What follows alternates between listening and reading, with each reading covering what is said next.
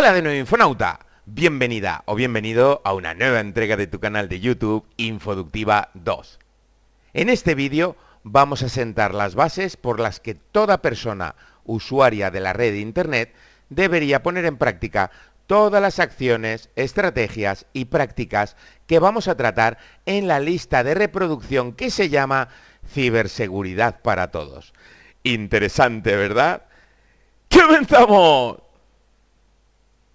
Bueno, en principio la idea es sencilla. Si utilizas un dispositivo con conexión a Internet, estás expuesto a ser víctima de delincuentes en la red.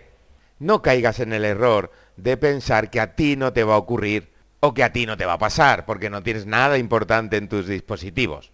Basta con que preguntes a tus conocidos, amigos y familiares para que te des cuenta rápidamente de que esta es una situación más común de lo que pensabas. Así que para ayudar a difundir esta información tan importante de la forma más fácil y sencilla posible, empiezo esta serie de vídeos para que cualquier persona, con cualquier edad, con cualquier nivel, pueda tener más seguridad y privacidad en sus dispositivos. En fin, para que lo tengas un poco más claro, veamos las siguientes afirmaciones. La ciberseguridad es un tema que solo interesa a los entendidos y a los técnicos informáticos con muchos conocimientos. Falso, ya que la ciberseguridad trata precisamente de cuáles son las acciones, estrategias y prácticas que tenemos que poner en práctica para proteger nuestra seguridad, nuestra privacidad y nuestros dispositivos cuando estemos navegando a través de Internet. La ciberseguridad requiere de grandes conocimientos informáticos sobre redes y muchas otras tecnologías que desconoce el usuario normal. Falso.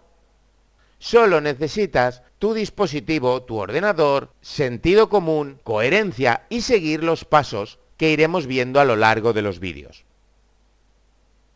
En resumen, no hay excusa posible cuando estamos hablando de nuestra seguridad propia. Y más teniendo en cuenta que el objetivo de esta serie es facilitarlo al máximo. En fin, ¿a qué esperas? Suscríbete al canal, activa todas las notificaciones para no perderte ningún vídeo, recuerda acceder a la lista de reproducción correspondiente, como siempre tienes todos los enlaces en la descripción del vídeo, y nos vemos en la próxima entrega de tu canal de YouTube Infoductiva 2. ¡Hasta pronto, Infonauta!